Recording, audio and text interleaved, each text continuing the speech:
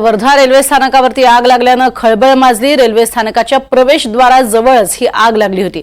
अग्निशमन दलाच्या वाहनानं आगीवरती नियंत्रण मिळवलेलं आहे। आगीचा रेल्वे वाहतुकीवरती मात्र सुदैवानं कोणताही परिणाम झालेला नाहीये। नेमकी आग कशामुळे लागली याची कारण मीमांसा शोधणं आता सुरू आहे।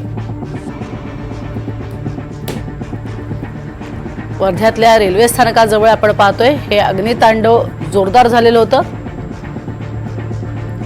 आणि अगदी रेल्वे स्थानकाच्या जवळ आग लागलेली असल्यामुळे अनेक जण भयभीत झाले होते। मात्र तातडीनं आगीवरती नियंत्रण मिळवण्यात आलं आणि याचा त्रास कुठलाही रेल्वे वाहतुकीला झाला नाही हे विशेष। अधिक माहिती घेऊयात, निलेश बंगाले आमचे प्रतिनिधी आपल्या सोबत आहेत। निलेश, कधीची ही नेमकी घटना आणि किती वेळ ही आग मोठ्या प्रमाणात भडकलेली होती?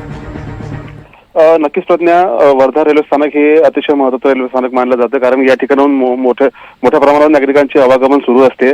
काल रात्री दरम्यान ही आग अचानक लागली।